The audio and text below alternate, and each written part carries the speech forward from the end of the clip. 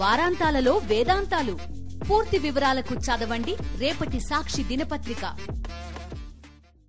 5.5 నెలల జైలు జీవితం తర్వాత ఎమ్మెల్సీ కవిత హైదరాబాద్కు చేరుకున్నారు. ఇవాళ మాజీ సీఎం కేసీఆర్ను ఆమె కలవనున్నారు. 18 సంవత్సరాల రాజకీయ జీవితంలో ఎన్నో ఎత్తుపల్లాలు చూసిన ఎమ్మెల్సీ కవిత ఢిల్లీ లిక్కర్ పాలసీ కేసులో జైలు పాలయ్యారు. అయితే రాజకీయ కారణాలతోనే తనపై కక్షపూరితంగా వ్యవహరించారని ఆరోపించారు. బీఆర్ఎస్ పార్టీతో పాటు తనకు ఇబ్బందులు సృష్టించిన వారికి వడ్డీతో సహా చెల్లిస్తామని అన్నారు.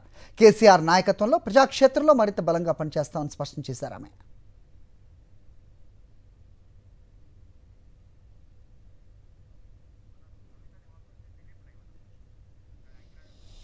రైట్, ప్రస్తుతం కవిత నివాసం వద్ద మా కరెస్పాండెంట్ దిలీప్ ఉన్నారు. మాట్లాడదాం, మరిన్ని అప్డేట్స్ తెలుసుకునే ప్రయత్నం చేద్దాం. దిలీప్, చెప్పండి. సో తన తండ్రి అలాగే మాజీ ముఖ్యమంత్రి కేసీఆర్ని కలవడానికి ఈరోజు వెళ్తున్నారని తెలుస్తుంది. ఎలా ఉంది అక్కడ వాతావరణం? 5 నెలల పైచిలుకు కాలం తర్వాత ఆమె మళ్ళీ హైదరాబాద్ వచ్చారు. ఇంటి వద్ద పరిస్థితి ఏంటి? అప్డేట్ చెప్పండి.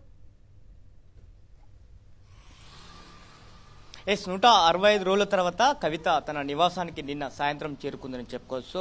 సో ఢిల్లీ మద్యం లిక్కర్ పాలసీకి సంబంధించినటువంటి కేసులో అటు ఈడీ అటు సిబిఐ 2 కేసుల్లో కూడా బెయిల్ రావడంతో నిన్న సాయంత్రం తన నివాసానికి చేరుకున్నారు. ప్రస్తుతం నివాసానికి కొంతమంది బీఆర్ఎస్ శ్రేణులు కూడా చేరుకున్న పరిస్థితి కనిపిస్తుంది. ఇప్పటికే అటు అంటే కేవలం కేసీఆర్ని మాత్రమే కలవలేదు. ఈ 165 రోజులు కూడా కేసీఆర్ ఎప్పుడు కూడా కవితను కలవడానికి జైలుకు కూడా వెళ్ళలేని పరిస్థితి కనిపిస్తుంది. ఇవాళ ఇప్పుడు కాసేపటి క్రితం అంటే 10:30 ఆ టైంలో ఎర్రవల్లిలో ఉన్నటువంటి కేసీఆర్ ఫామ్ హౌస్కి ఇటు కవిత వెళ్ళనుంది. కవితతో పాటు కవిత కుటుంబ సభ్యులందరూ కూడా వెళ్ళనున్నటువంటి పరిస్థితి కనిపిస్తుంది. ఇప్పటికే కూడా కవిత కొన్ని కామెంట్స్ కూడా చేస్తుంది. ఏదైతే 18 సంవత్సరాలుగా తన రాజకీయ జీవితంలో ఎన్నో ఆటుపోట్లను ఎదుర్కొన్నాను. ఈ కేసు కూడా నాకు పెద్ద అంటే ఇప్పటికే బెయిల్ వచ్చింది, ఖచ్చితంగా ఈ కేసు నుంచి కూడా బయటపడతాననేటువంటి పూర్తి విశ్వాసం నమ్మకం 2 కూడా తనకు ఉన్నాయని చెప్పి చాలా బలంగా చెప్తున్నటువంటి పరిస్థితి కనిపిస్తుంది. ఈ నేపథ్యంలో ఇటు పార్టీలో కూడా యాక్టివ్గా పాల్గొనబోతున్నానని చెప్పడం జరిగింది. ఎందుకంటే ఆ కేసీఆర్ నాయకత్వంలో పార్టీ బలోపేతం కృషి చేస్తాను, అలాగే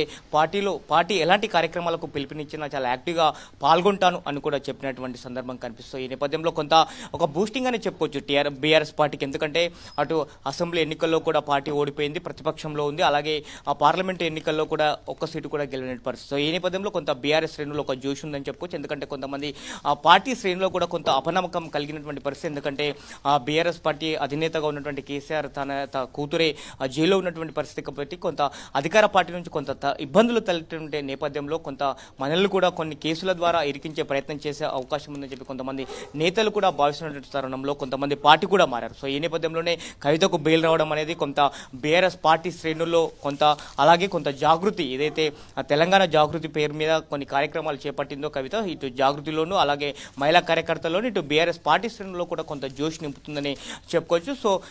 అంటే నిన్నటి వరకు మొత్తానికి ఇటు బీఆర్ఎస్ పార్టీ ముఖ్య నేతలు అందరూ కూడా ఢిల్లీలో నిన్న 2 రోజుల పాటు ఉన్నటువంటి కవిత తల్లి శోభిత ప్రస్తుతం కవిత ఇంటి వద్ద పరిస్థితి ప్రముఖులు వస్తున్నారా? ఆమెతో పాటు తండ్రిని చూడడానికి కనిపిస్తుంది. కొంతమంది బీఆర్ఎస్ శ్రేణులు మాత్రం అంటే బీఆర్ఎస్ శ్రేణులు ఒక్కొక్కరుగా చేరుకుంటా ఉన్న పరిస్థితి కనిపిస్తుంది. ఇక్కడ నుంచి కూడా కొంత కాన్వాయ్ రూపంలో అటు కేసీఆర్ ఫామ్ హౌస్ అంటే ఎర్రవల్లి ఫామ్ హౌస్కి వెళ్ళే అవకాశం ఉంది. ఇటు అంటే కొద్ది మంది మాత్రమే అక్కడికి వెళ్ళే అవకాశం ఉంది, కుటుంబ సభ్యులు మాత్రమే వెళ్ళే అవకాశం ఉంది. ఎందుకంటే చాలా రోజుల తర్వాత కవిత కేసీఆర్ని కలుస్తూ ఉంది కాబట్టి కొంత సమయం అక్కడ కేసీఆర్తో గడిపే అవకాశం ఉన్నటువంటి నేపథ్యంలో కొద్ది మంది కుటుంబ సభ్యులు మాత్రమే కవితతో పాటు వెళ్ళే అవకాశం ఉంది. అలాగే కేసీఆర్తో మధ్యాహ్నం లంచ్ లాంటి కార్యక్రమాన్ని కూడా ఏర్పాటు చేసినట్టు తెలుస్తూ ఉంది. All right.